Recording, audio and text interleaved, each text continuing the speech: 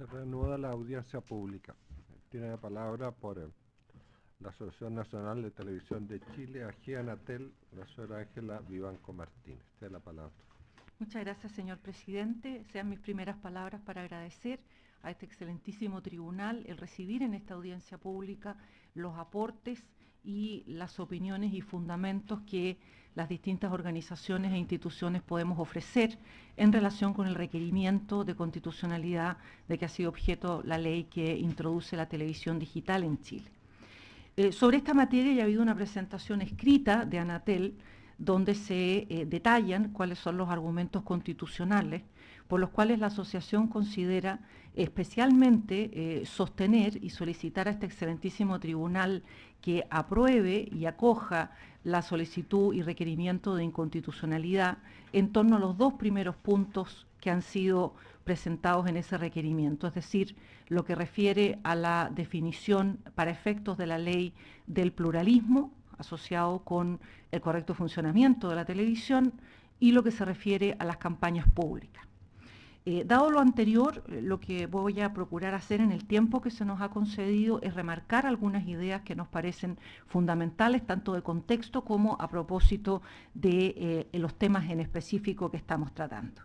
Un primer elemento que me parece importante recalcar desde el punto de vista del contexto es que la televisión, dentro de su tratamiento constitucional, es un medio que comparte el tratamiento general de la libertad de expresión, de las libertades de opinión e información, por cierto, de la protección constitucional de la libertad de conciencia y de la manifestación de las creencias y diversas ideas, y sin duda también el concepto de pluralismo político que está reflejado en el artículo 19, número 15, con posterioridad a la reforma de 1989. En consecuencia, la televisión no es un medio que deba tener o sobre el cual deba concebirse un trato excepcional, diferenciado o restringido en torno a que es un instrumento por el cual se realizan a cabalidad estas garantías y se cumplen efectivamente estos principios y que no obviamente penden o están dirigidos esta protección a la protección de los concesionarios de la televisión, sino a la protección del público destinatario de la televisión como medio masivo y relevante. Y en consecuencia, cuando se alega libertad de expresión, pluralismo y otro tipo de valores a propósito de la televisión, no es un alegato en torno a los concesionarios, es un alegato en torno al público al que los concesionarios sirven, pero deben contar con las herramientas constitucionales y legales para realizar ese servicio, precisamente porque es un servicio regulado que forma parte del ámbito público. En segundo término, me parece importante recalcar que en lo específico de la televisión es un medio que utiliza el sistema concesionado del punto de vista efectivamente del uso del espacio radioeléctrico. Uso que por cierto no es gratuito, sino pagado, porque se paga el uso del espacio radioeléctrico anualmente con una tasa determinada. En consecuencia, no es efectivo que sea un uso gratuito. Y sin perjuicio de lo anterior, también es importante decir que la televisión es íntegramente autofinanciada, que no recibe ningún tipo de aporte estatal directo y que la única posibilidad de obtener fondos del Estado es a través de los concursos que se hacen a propósito de programaciones y proyectos particulares precisamente por el Consejo Nacional de Televisión. Consecuencia, es un medio concesionado, sí, se paga el uso del espacio radioeléctrico y no se obtienen fondos públicos a partir de la gestión o del desarrollo de los derechos de los concesionarios. Este es un tema importante, su señoría excelentísima, porque muchas veces esta idea de que la televisión es un espacio concesionado sirve para buscar razones o justificaciones para afectar o para restringir, disminuir o considerar en límites menores los derechos constitucionales que están asociados con la actividad de la televisión, en algunos casos específicos, a propósito de los concesionarios, pero en gran medida a propósito del público, como lo decía al principio. Obviamente, si yo uso un espacio concesionado, las condiciones, los requisitos, la forma de obtener la concesión, de mantenerla, el tiempo, etcétera, tendrán que ser regulados como sistema concesional que es. Luego, del punto de vista empresarial, económico y de la propiedad del derecho sobre la concesión, puesto que no es una propiedad sobre el espacio, tendrán que tener una regulación especial dado el sistema concesional. Pero eso no limita ni desmedra bajo ninguna circunstancia aquellas garantías que son propias de la libertad de expresión y del pluralismo asociados con la televisión. Dicho lo anterior, ¿cuáles son las razones fundamentales por las que Anatel considera que este proyecto, que es un proyecto que ha tenido 5 años de tramitación y en el que, por cierto, nuestra asociación ha participado activamente, ha concurrido a numerosas sesiones de las comisiones y también de las cámaras, ha participado en todos los debates y en todas las estudios y discusiones sobre este tema? La televisión no ha sido un sistema que se ha mantenido al margen de esto, por el contrario, ha colaborado activamente y ha compartido muchos puntos de vista con distintas organizaciones y entidades.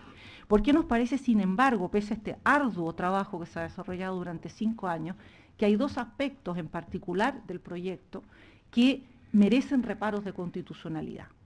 El primero, como lo decíamos anteriormente, es la definición que se hace de pluralismo en este proyecto de ley. Cabe señalar que dentro del marco de la regulación de la televisión chilena, le compete al Consejo Nacional de Televisión velar por el correcto funcionamiento de este medio, lo cual es una misión constitucional.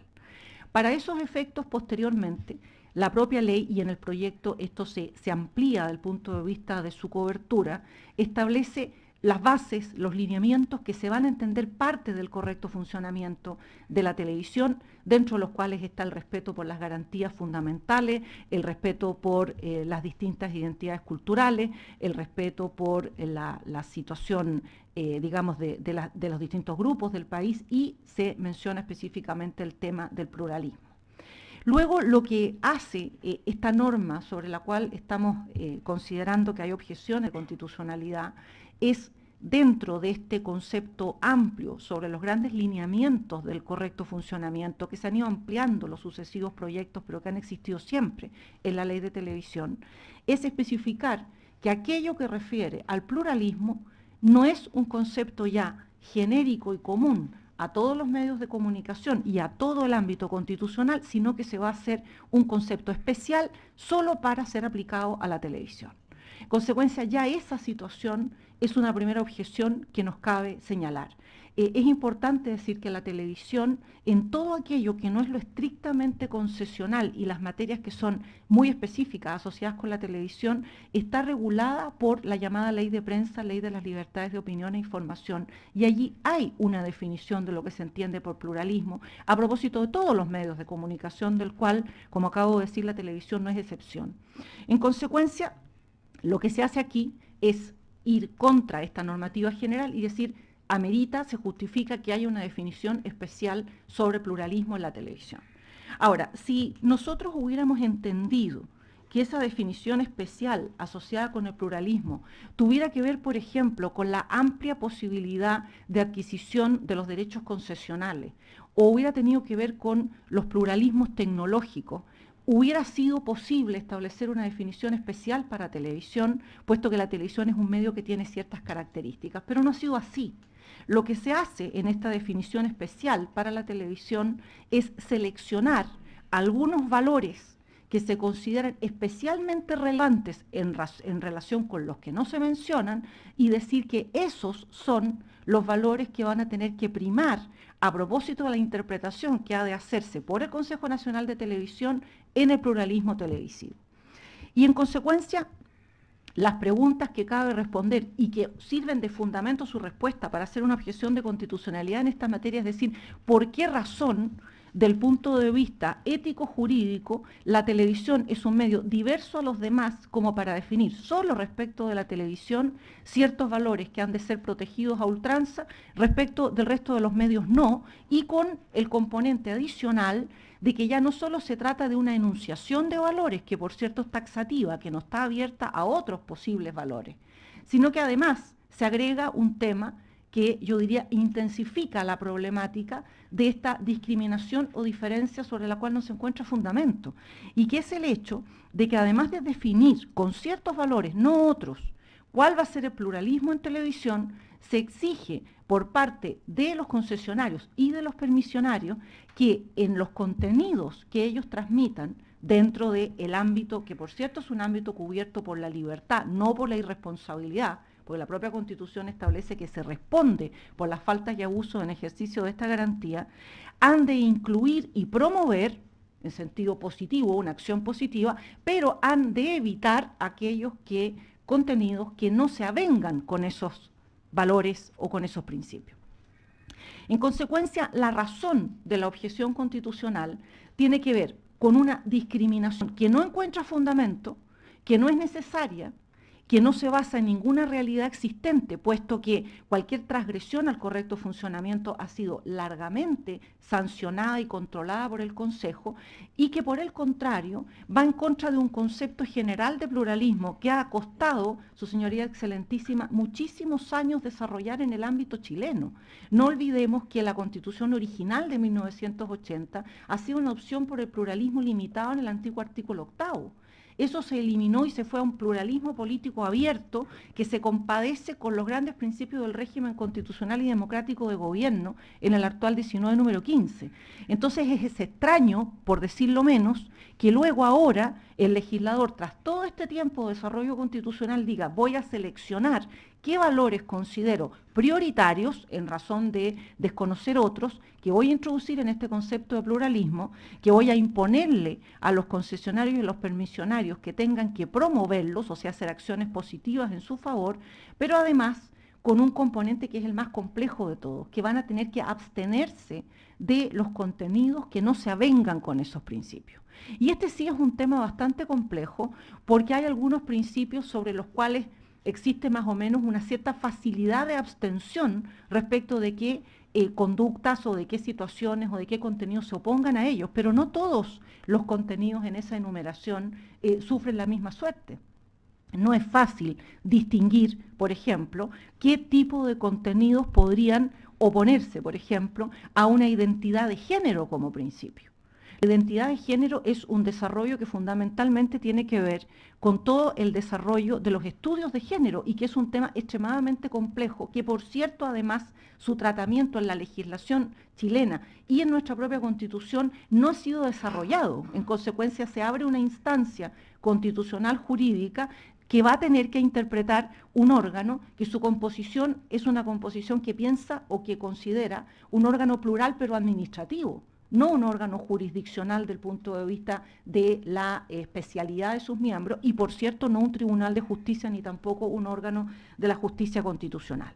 En consecuencia, y esto es importante recalcarlo, la objeción de constitucionalidad que nosotros hacemos presente no tiene que ver con que la televisión chilena privilegie algunos valores respecto de otros o considere que en la enunciación que se hizo tendría que haber habido otros valores o quitar otros. No es para nosotros un tema político ni un tema ideológico, es un tema netamente constitucional. No consideramos que deban estarse enumerando los valores que componen el pluralismo. El pluralismo es por esencia diversidad y en consecuencia implica respeto, tolerancia y aceptación a una libre competencia de ideas, cuales sean los valores involucrados, nos gusten más o nos gusten menos, se compadezcan con nuestra religión y nuestras creencias o no. Y en consecuencia el límite tiene que ver con otro tipo de figuras que están establecidas también en la Constitución y en la ley, como por ejemplo los temas de discriminación arbitraria, el trato irrespetuoso, los discursos de odio, etc. Y en consecuencia pensamos que se satisface plenamente la función de la televisión como medio de comunicación que sirve socialmente a la comunidad, estableciendo sobre ella un concepto de pluralismo tan amplio como respecto de los demás medios y teniendo perfectamente condiciones, conocimiento y además todas las herramientas legales del Consejo Nacional de Televisión para controlar ese pluralismo, que además, por cierto, ha ido siendo desarrollado en distintas instrucciones que el propio Consejo ha emanado. La selección de valores, la imposición de promoción de esos valores y además la prohibición de inclusión de contenidos que no se avengan con esos valores nos parece que implica por parte del legislador una decisión de censura que consideramos infringe claramente el 19 número 12, infringe el 19 número 2 de la Constitución por el tema de la igualdad ante la ley y otras tantas normas que se relacionan y que ya hemos mencionado.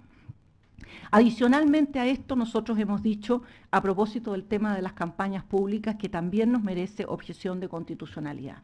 Es muy importante, el tiempo es escaso, por lo cual trato de sintetizar las ideas, decir que la Constitución en este caso, lo que está estableciendo o eventualmente permitiendo en el artículo 19, número 20, son ciertas cargas públicas, pero sin duda cargas públicas que no pueden afectar la esencia de los derechos, porque esto está asociado con las leyes que se dictan al respecto y, por supuesto, con el 19, número 26 de la Constitución.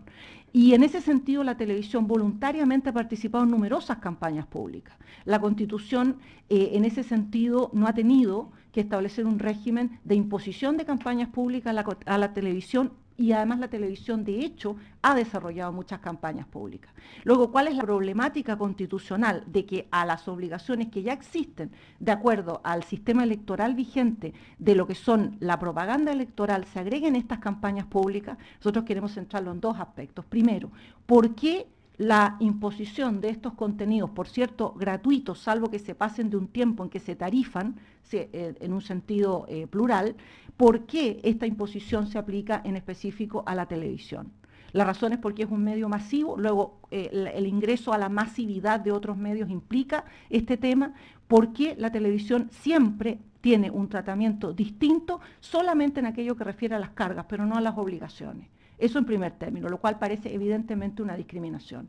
Y segundo, ¿por qué no se considera, como se consideran en otras instancias constitucionales, la posibilidad de examinar esos contenidos y de poderlos ajustar de acuerdo a la línea editorial? Se hablaba antes sobre el tema de la declaración de la línea editorial. La declaración de la línea editorial, en el caso de los canales de televisión, está hecha. Los canales de televisión tienen numerosos documentos de línea editorial. Y el punto aquí no se trata de hacer objeciones o sesgos morales sobre las campañas públicas, sino la posibilidad de seleccionar cómo yo doy y entrego ciertos contenidos que me parecen importantes a la comunidad. Y de ese punto de vista, así como cada uno de nosotros puede, dentro de las obligaciones sociales que tiene, educar, enseñar, dar prestaciones de salud, etcétera, hacerlo de acuerdo a sus propios principios y valores, mientras no transgreda aquellas normas prohibitivas, nos parece que la televisión tiene el mismo derecho. Y en consecuencia, imponer contenido, gratuidad y campañas públicas solo a la televisión, de ese punto de vista, infringe la Constitución, infringe las garantías constitucionales también del público destinatario de ella. Sí, su tiempo ha terminado. Señor presidente, para concluir entonces, nosotros apoyamos y consideramos que hay fundamentos constitucionales suficientes que han sido desarrollados en nuestro escrito para considerar particularmente estos dos puntos expuestos como puntos que vulneran la Constitución, y por lo cual queremos pedirle al tribunal que así lo considere en su fallo definitivo. Muchas gracias. Tiene la palabra por Mesa de Ciudadanía y Televisión Digital, el señor Juan Carlos Werner Lavé. Gracias, señor presidente. Buenos días, señores ministros, señora ministra. Estoy aquí en representación de decenas de organizaciones sociales y académicas, entre ellas el ICEI de la Universidad de Chile, el ADOC, la Asociación de Documentalistas de Chile, el Movimiento por una Red Educativa, las televisiones comunitarias, así que es un movimiento bastante amplio el que represento hoy. Antes de referirme a los artículos que están hoy día en cuestión, quisiera hacer un par de comentarios. Es llamativo que esta ley, a diferencia de la mayoría de las leyes que son de conocimiento público, tiene una particularidad, y es que esta ley no satisface a nadie, porque estamos acostumbrados a ver que la ley, cuando tiende a favorecer de repente intereses privados, la ciudadanía se molesta. Cuando una ley tiende a favorecer intereses públicos, las empresas privadas se molestan. Pero aquí esta ley no tiene contento ni a los movimientos ciudadanos, ni a los canales de televisión, ni a los cable operadores. Vimos los medios que ni siquiera la FIFA está contenta con esta ley. Entonces es una particularidad por lo que habla de que esta ley efectivamente tiene varias cosas discutibles, por decir algo básico. En segundo, que los canales de televisión acá y otras organizaciones están hablando de la libertad de expresión y el derecho que tienen, cosa que yo encuentro súper válida y soy el primero en defenderla, por supuesto. Creo que todos tenemos que apoyar la libertad de expresión, pero me llama la atención que los canales de televisión lo hagan cuando a nosotros, a las organizaciones ciudadanas que hemos querido tratar este tema, no nos han dado un minuto de espacio en estos 5 años. Estoy convencido que si los canales de televisión, la Federación de Medios, la Anatel, no hubiera dado un espacio a los movimientos sociales, ciudadanos, académicos que estamos interesados en este tema, de debatir este tema de forma pública, así como se debaten otros temas, probablemente esta discusión ya se habría cerrado, la ley se habría promulgado 2 años atrás y probablemente hoy día no estaríamos aquí. Me llama la atención que en la televisión se puede discutir sobre temas súper complejos como el aborto, la legalización de la marihuana, el matrimonio homosexual, pero de lo que no se puede hablar en la televisión es de televisión. Entonces la libertad de expresión es para un puro lado, y eso creo que es llamativo.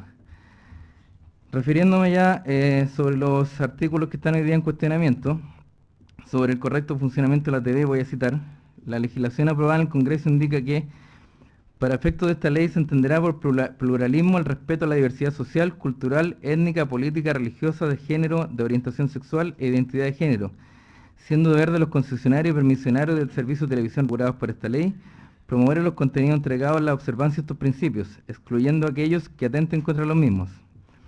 Redactado así el texto, lo que vemos es que se actualiza esta ley al estado de la sociedad chilena de hoy. No hay que olvidar que hace poco el Estado aprobó la ley antidiscriminación, conocida popularmente como la ley Zamudio, con el fin de promover valores inclusivos en contra de la discriminación y en favor de una sociedad más armónica, más pacífica. Es entonces de sumo relevante que el medio de comunicación que más influye en la opinión y en la información de la gente tenga un marco regulatorio que vaya en este mismo sentido, promoviendo una sociedad respetuosa de los derechos básicos de las personas.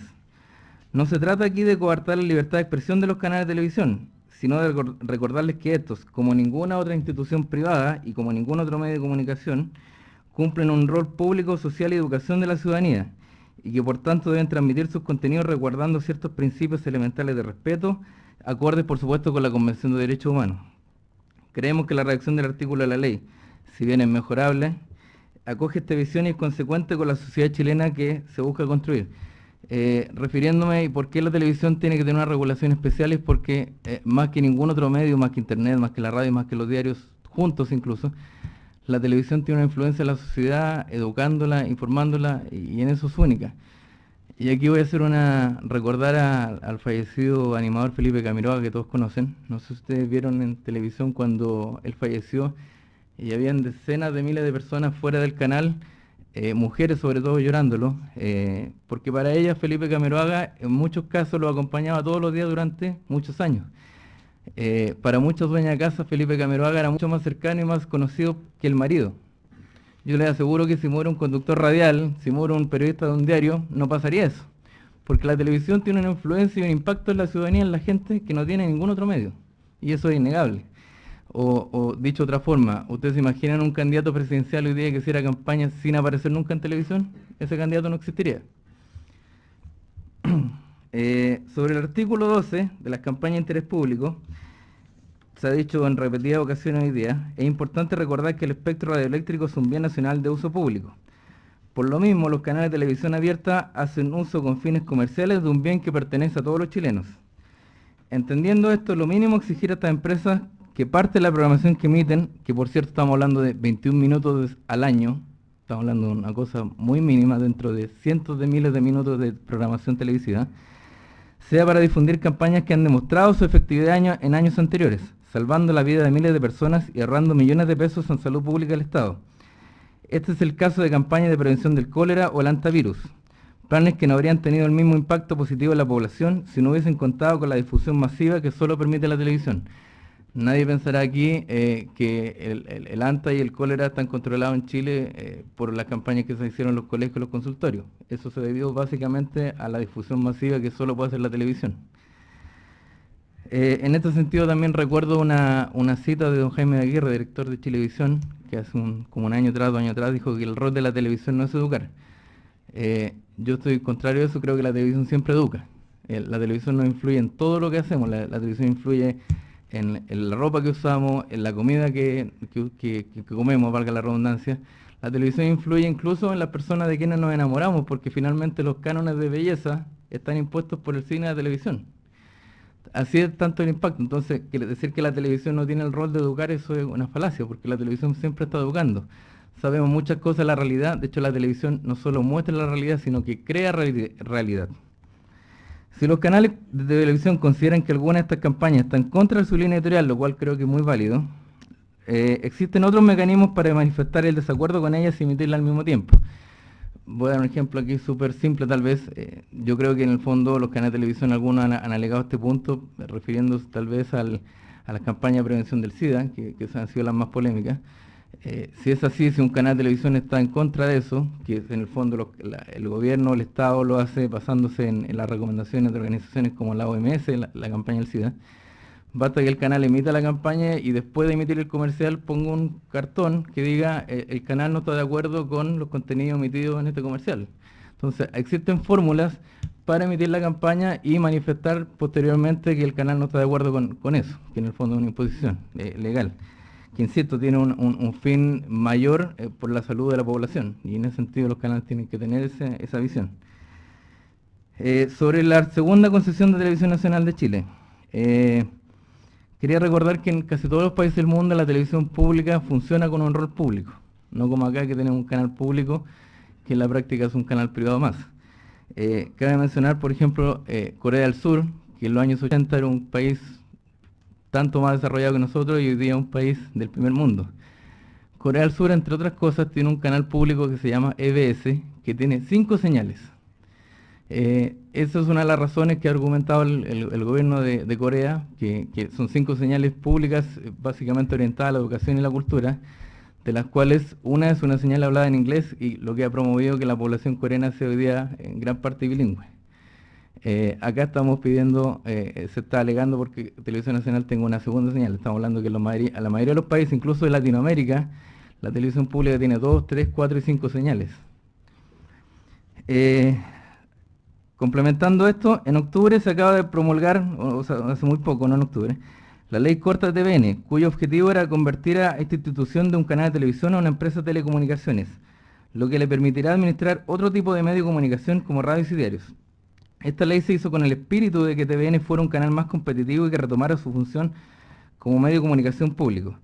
Esta ley fue votada a favor por todo el Congreso y entendemos por tanto que todos los honorables, incluyendo los que hoy día presentaron esta reserva constitucional, están de acuerdo con esto.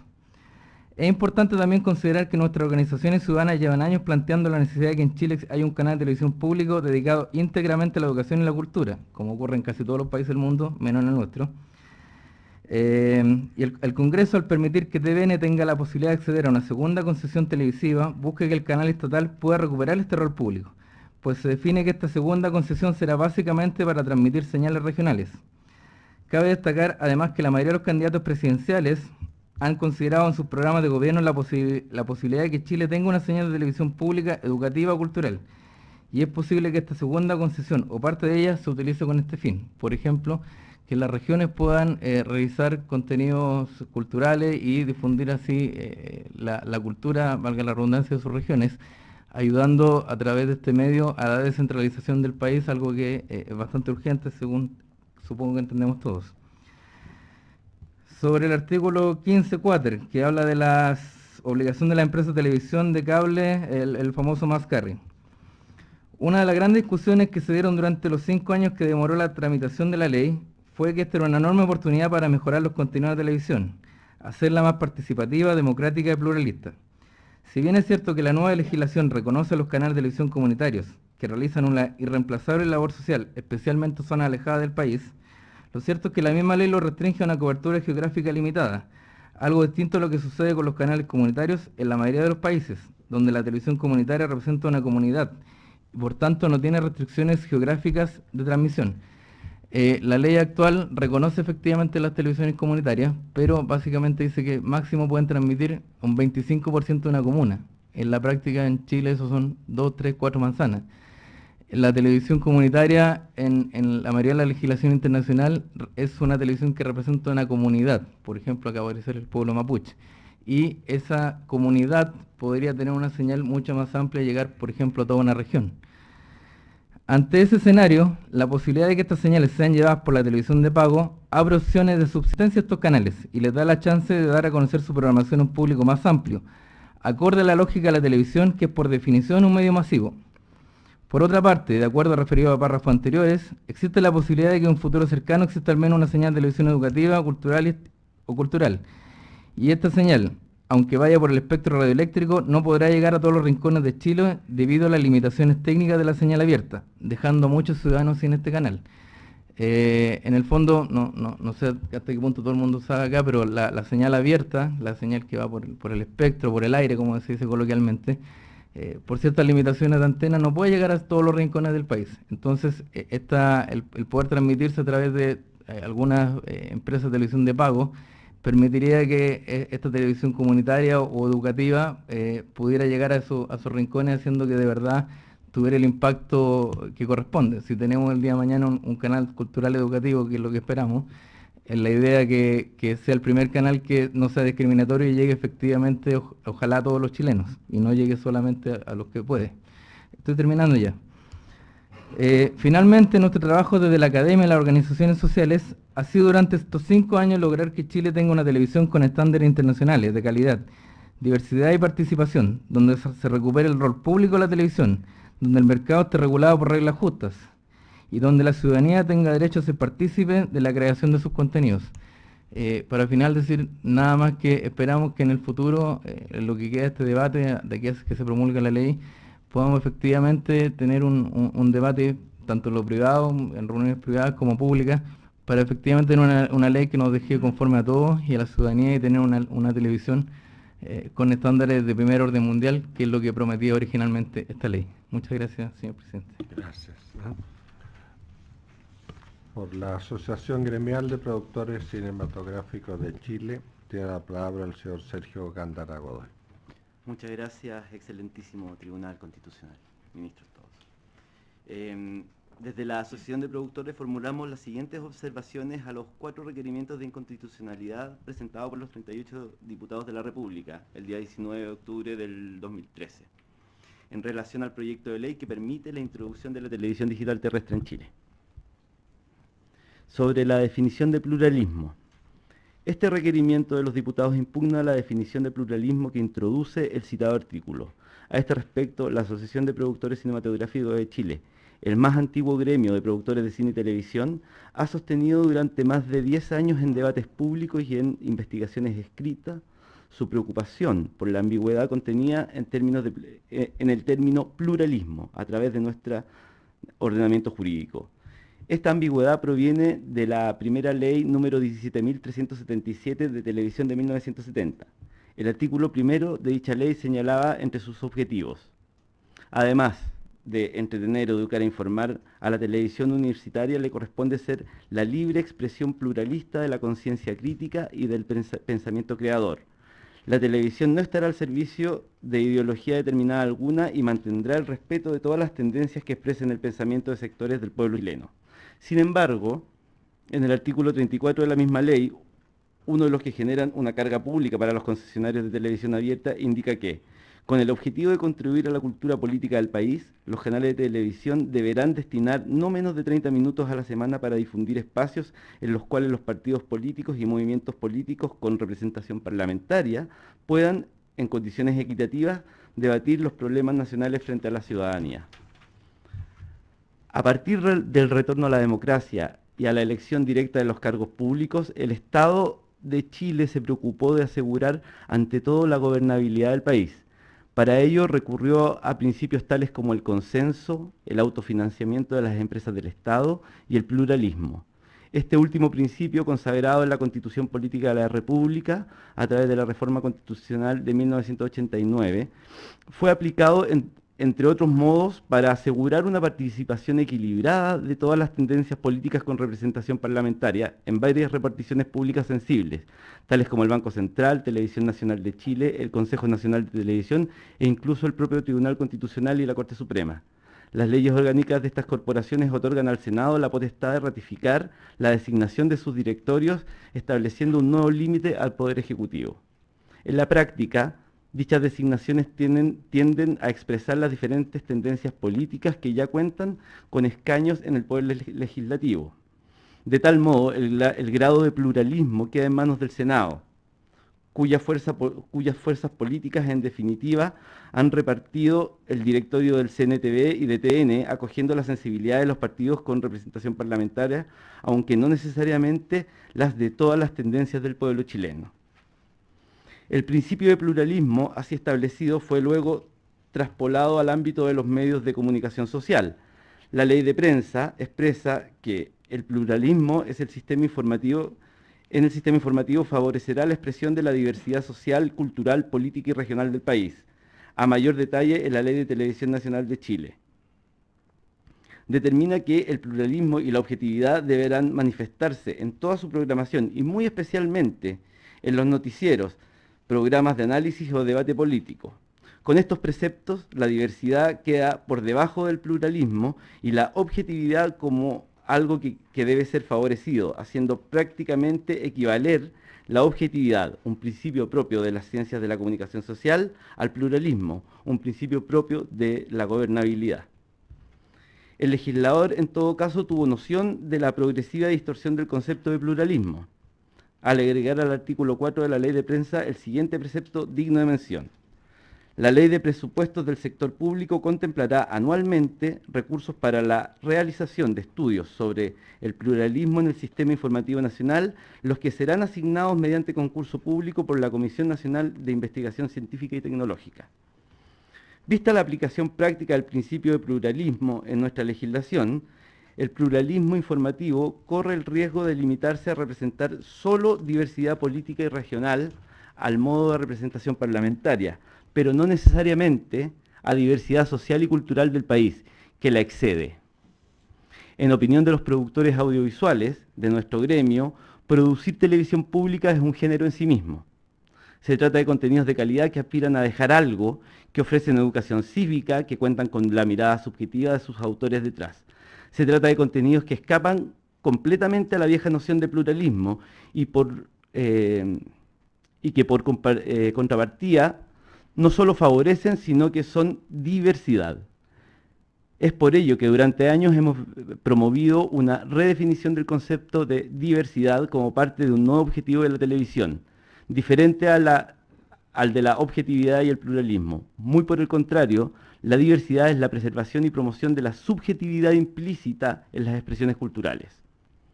A este respecto, consideramos que la reformulación de una definición de pluralismo en el marco del proyecto de ley referida, tal cual ha sido planteada por la Comisión Mixta, corrige notablemente el problema de ambigüedad de este precepto y asegura asimismo que el pluralismo dé adecuada cabida a la noción de diversidad, resolviendo un problema semántico de graves implicancias en lo que respecta a la constitución de una industria nacional de cine y televisión. Como consideración adicional, Chile es signatario de la Convención sobre Protección y Promoción de la Diversidad de Expresiones Culturales. En este instrumento internacional se afirma que la diversidad cultural crea un mundo rico y variado que acrecienta la gama de posibilidades y nutre las capacidades y los valores humanos, y constituye, por lo tanto, uno de los principales motores del desarrollo sostenible de las comunidades, los pueblos y las naciones, y establece como primer principio rector el que solo se podrá proteger y promover la diversidad cultural si se garantizan los derechos humanos y las libertades fundamentales, como la libertad de expresión, información y comunicación, así como la posibilidad de que las personas escojan sus expresiones culturales. Relativo a la segunda concesión de Televisión Nacional.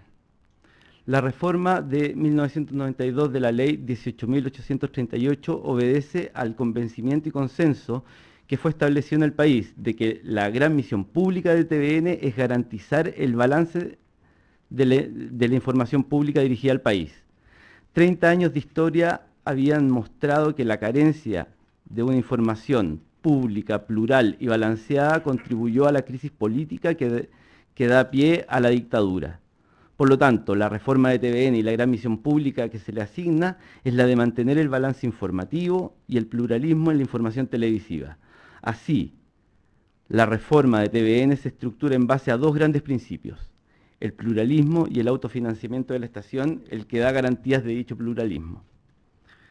El autofinanciamiento de TVN ha sido durante años el gran argumento económico que obstaculiza la incorporación de contenidos innovadores, educativos, infantiles o independientes en la estación, todos los cuales han sufrido la carencia de una televisión pública que de hecho pueda diferenciarse de las otras estaciones, como modo de generar espacio a estos contenidos sin modificar la disposición relativa al autofinanciamiento. El Congreso de la República se abrió a discutir una ley corta para TVN que le permitiese ampliar el giro de prestar servicios intermedios de televisión. Ello redundó en la publicación de la Ley 20.694 del 16 de octubre del 2013, que amplía el giro de TVN, a fin de poder, en definitiva, ofrecer los mismos servicios que una concesionaria privada de servicios de televisión de libre recepción, incluidos los nuevos servicios intermedios de telecomunicaciones y servicios audiovisuales que se abren con el advenimiento de la televisión digital.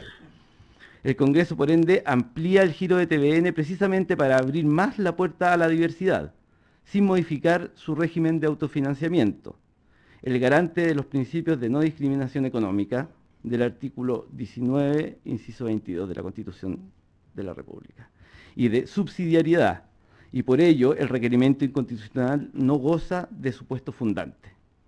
Nuestra Asociación de Productores Cinematográficos no oculta ante el excelentísimo tribunal su decisión, su decidido interés a aspirar a una segunda ventana de la televisión pública chilena, la que en base a mecanismos de autofinanciamiento que respeten los principios de la actual Carta Fundamental, pueda cumplir en mejor modo con la necesidad de provisión de contenidos diversos y plurales, habida cuenta de aceptar la nueva definición de pluralismo contenida en la misma ley.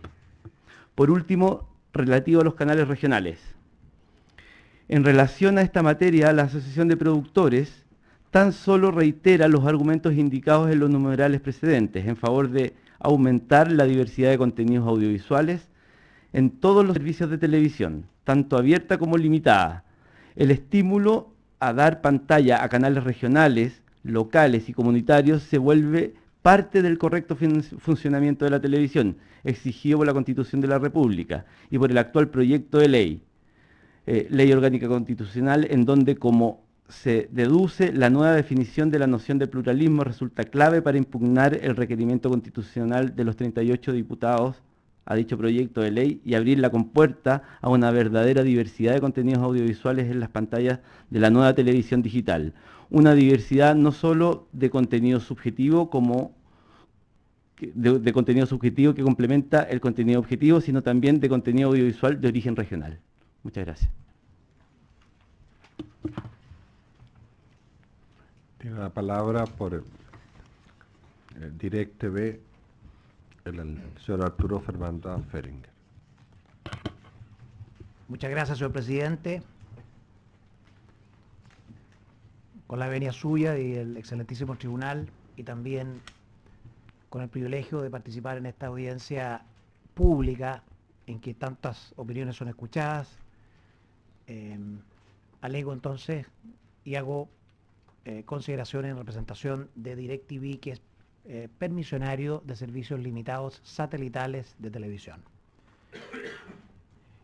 Y la pregunta, señoría excelentísima, que llega con este proyecto de ley, así como a comienzos de año fue si una prohibición de un instrumento de medición de audiencia, un instrumento declarado neutro por la mayoría de su señoría, era compatible con la Constitución. La pregunta que hay hoy día es una pregunta tan interesante como la primera, y es: ¿de qué forma pueden imponerse hoy, año 2013, fines de 2013, cargas públicas a personas? Y esta es una pregunta muy importante porque este tribunal se ha tenido que hacer cargo durante mucho tiempo de litigios en torno a cargas públicas impuestas en otros tiempos, en tiempos pretéritos, desde la obligación del turno de abogados del artículo 595 del Código Orgánico de Tribunales creado en 1875 con la ley previa, hasta el decreto ley 1939 con la imposición de una franja para los propietarios ribereños, hasta la obligación de seguridad social de bomberos. Cargas públicas defectuosamente impuestas por el legislador en otras épocas y que se van haciendo insostenibles y van generando, incubando litigios y controversias. La pregunta entonces, en relación al punto que objeta mi representado y que también objetan algunos institutos de estudio y también los requirentes diputados, es de qué forma se debe establecer esta obligación del must carry, es decir, la obligación de los permisionarios de televisión satelital y de cable de llevar y difundir canales locales. Esta es una pregunta muy importante porque en este alegato de breves minutos esbozaré tres ideas. La primera es que esta es una obligación que ha producido alta controversia constitucional en el derecho comparado, en Estados Unidos y en Europa. En segundo lugar, esta es una obligación que no satisface los estándares constitucionales de la proporcionalidad, no porque este sea un argumento acomodaticio, porque así se ha resuelto en las jurisdicciones más importantes del mundo. Y en tercer lugar, esta norma chilena, que es el artículo 15.4, inciso segundo, no distingue entre dos realidades fácticas completamente distintas, que es la televisión de cable y la televisión satelital, y que produce un problema técnico que involucra la inconstitucionalidad de la norma. Dos palabras en relación a la primera afirmación. Aquí ha habido gran discusión constitucional sobre la obligación que se impone a los concesionarios, como se hace en el extranjero, para transportar y difundir señales de canales locales. Este es un objetivo muy lícito, muy legítimo, sin duda loable. Es decir, que las comunidades, las regiones, las localidades puedan tener sus propios canales de televisión. La pregunta es cómo se hace. Porque en Estados Unidos durante 10 años fueron declaradas inconstitucionales las normas que se establecieron por el Federal Communication Commission, que es la autoridad administrativa, imponiendo la obligación del must carry.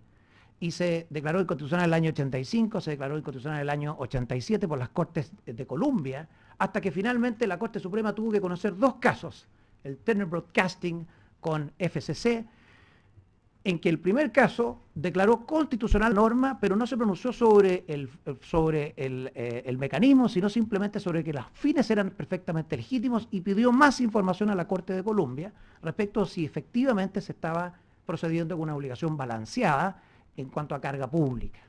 Y solo el año 97, después de demostrarse de que los canales locales solo habían usado capacidad ociosa en un 87%, entonces la Corte Suprema, por un voto, 5-4, declaró constitucional el proyecto de ley.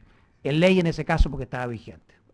Entonces tenemos una controversia, y cuál es el elemento diferenciador con nuestro artículo 15.4, es que la legislación americana, y he traído la copia, es una obligación absolutamente acuciosa, donde todos los parámetros de peso, de proporción, de televidentes de libre recepción en relación a los televidentes de cable o de televisión de pago, donde todos los parámetros habidos y por haber están siendo incorporados porque estamos frente a una obligación compleja de imponer en nuestros tiempos. Vamos a Europa. En Europa esto se resolvió con la Directiva 43, emanada de la Unión Europea y sus organismos, el Consejo y el Parlamento. La Directiva 43 es muy notable porque lo que hace, es del año 2002, es precisamente parametrizar la forma en que los Estados miembros de la Unión Europea pueden imponer la obligación del must carry. Y entonces dice esta directiva universal, que está citada y acompañada en el escrito que se presentó por mi representada, dice que los Estados efectivamente pueden imponer esta obligación. Y de eso nadie duda, ni tampoco mi representado. Pero ¿cómo lo puede hacer? Obligaciones proporcionadas a las empresas que se hallen bajo su jurisdicción. Han de imponerse en los casos que sean necesarios para alcanzar objetivos de interés general claramente definidos, deben ser proporcionadas, transparentes y está supeditada a revisión periódica, y deben ser razonables. 4 veces la palabra proporcionalidad, es decir, deben ser proporcionadas y transparentes a la luz de objetivos de interés general, y, atención, una 5ª vez, en la que se prevea, podrán, es facultativo, una remuneración proporcionada. Y esto me hace pensar de nuevo en los temas que su señoría ha tenido que resolver sobre cargas públicas. En el decreto ley 1939, caso Playas 3, dicho por la doctrina, este tribunal estimó constitucional, pero no la gratuidad. Resolvió, el afectado puede demandar al Estado. Lo mismo en turno de abogados. Inconstitucional, inaplicable el artículo 595, pero puede demandar al Estado, como también lo resolvió la Corte Suprema. Entonces, la gratuidad es un tema también en la imposición actual de cargas. Sigamos, señoría excelentísima, la doctrina ha comentado bastante la forma proporcional en que esto se debe resolver, porque en definitiva, ¿qué parámetros se omiten en la legislación chilena en este proyecto? El más importante es el número de canales que se deben difundir. Resulta que el artículo 15.4, inciso segundo, dispone que es un mínimo de 4 canales. Muy bien, ahí hay un número, pero no hay un máximo. Entonces vamos a llegar al tercer punto que es muy, muy sensible para mi representado, que es el número total que podrían incorporar estos. Desde ya tenemos un número de 4 canales por región, es decir, 60 canales que se impone a los permisionarios su transmisión. Pero la ley tampoco distingue una cosa esencial del derecho comparado. ¿Qué proporción de auditores de libre recepción y de servicios limitados existen? Porque si existe una proporción muy alta de libre recepción, entonces los canales locales van a poder llegar, que eso es lo que se quiere, a los televidentes, que es distinto que si existe una baja proporción. Tampoco se distingue si los canales pertenecen a una misma cadena o no, porque podría existir abusos de esta imposición. Siempre que haya una carga gratuita, finalmente hay el incentivo para un abuso. Esto sí se distingue en la legislación extranjera. Hay un límite si pertenece a la misma cadena. No se distingue si son personas con fines de lucro o sin fines de lucro. Tampoco se distingue, como decía yo, la diferente intensidad entre uno y otro, entre satélite y cable. Desde luego no se contempla ninguna posibilidad siquiera, posibilidad de remuneración. Y por supuesto no existen subsidios a canales regionales, que es lo que existe también como complemento de la legislación extranjera. Es decir, una legislación bastante defectuosa. Los dos únicos elementos que moderan esta obligación del must-carry es el plazo de 5 años, que está en el siguiente inciso tercero, por un lado, y la factibilidad técnica. Y esta es como la frase que el legislador estimó que le satisfacía todos los requerimientos de proporcionalidad, es decir, siempre que sea técnicamente factible. Entonces yo me pregunto si construir un túnel bajo el Canal de la Mancha, por supuesto que fue factible técnicamente, y llegar a la Luna también. Si el problema es si es viable, y si es sensato, si es razonable, si es mesurada la imposición de esta obligación. Estoy llegando al punto final que es relevante para mi representada. En la distinción que existe entre el satélite y el cable. En primer lugar, ambos son permisionarios, no son concesionarios. No hay que pedir una concesión, desde luego, desde ahí ya en adelante la legislación está reconociendo que el uso del espectro radioeléctrico no está en juego, o está en juego de otra forma, porque en el caso del satélite, la conexión es de punto a punto, desde el satélite a el televidente que tiene un aparato tecnológico. Y la gran diferencia con el uso del espectro radioeléctrico, que es el que autoriza, ¿no es cierto?, la mayor intervención, como lo ha dicho su señoría, en el caso de la televisión, es que en el uso del espacio radioeléctrico se usa una franja determinada, un espectro, en el cual se excluye a otros de su propio uso, es decir, hay un concepto de propiedad, como lo entienden los economistas, y concesión, como se entiende en el derecho público. Esto no ocurre en el cable y tampoco ocurre en el satélite, porque en el satélite hay un contacto de punto a punto. Esto entonces hace una gran diferencia. Pero vamos a la diferencia central que tiene intrínsecamente incómodo a mi representado por la viabilidad que va a tener esta obligación en adelante, que es que en el caso del cable, y entiendo que no ha, y con todo el respeto que nos merecen los permisionarios de cable, no han hecho observaciones, y la razón es bastante clara, porque el cable se transmite a través de un elemento coaxial que soporta un mayor número de canales sin ningún problema y sin inversiones adicionales fuertes, porque se puede comprimir, la tecnología lo permite. En el cambio del satélite, el problema que ocurre es que el satélite está contratado por determinado número determinado número de canales, y aumentar ese número de canales, porque es un satélite que ilumina todo el cono sur, tiene un número limitado, y para incorporar más canales en satélites que están copados a contratos de largo plazo, sencillamente lo que hay que hacer es o contratar otro satélite o eliminar los propios canales que ya se tienen contratados. Entonces aquí tenemos un problema del artículo 19, número 12, la libertad de expresión, que es lo que se discutió también en Estados Unidos. Y yo, como permisionario, tengo derecho a un paquete de canales que pueden representar un determinado contenido. Si la ley me impone a mí un número de 60 canales y para eso tengo que sacar otros, un satélite vale $1.000 millones, el costo de inversiones entre ambos es radicalmente distinto y hay documentos tecnológicos que lo prueban. Entonces, ¿cuál es el problema? Supongamos que el permisionario de televisión satelital tiene que comenzar a sacar canales que ya tiene contratados, canales que está ofreciendo al público para acoger estos 60 canales. Entonces tenemos un impacto muy distinto a que si esto simplemente fuera a inyectar una señal más en un cable coaxial. ¿Cuál es el punto central? El concesionario, el permisionario de televisión satelital en Chile, que yo represento, tiene el paquete central de canales, el que tiene la mayor difusión. El más importante va entre 60, 70 y máximo 100 canales.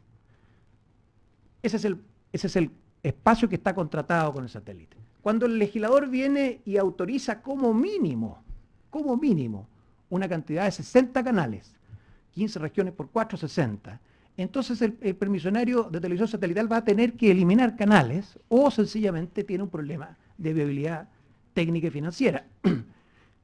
DirecTV tiene un 7% de la televisión de pago en Chile, incluyendo cable y satelital. Entonces tenemos un problema que es técnico, que es de parámetros constitucionales, que es de desajuste con la legislación extranjera y que finalmente impacta.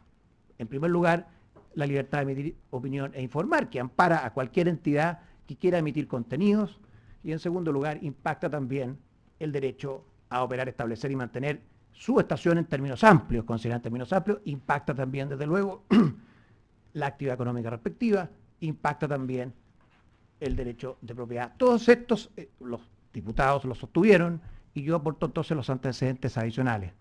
En síntesis, sería excelentísima, el mass carry es una obligación legítima que el Estado la puede imponer y la gran pregunta es, en el año 2013, con todas las jurisprudencias de este excelentísimo tribunal, ¿vamos a permitir que una ley tan gruesa, con este nivel de omisiones, desacoplada de la legislación internacional, con minúsculos elementos moderadores y desatendiendo la realidad técnica del principal permisionario de televisión satelital, entre en vigencia? Muchas gracias, señor presidente. Se suspende la audiencia por 5 minutos, objeto de que puedan tomar su colocación los representantes de las 4 instituciones que siguen.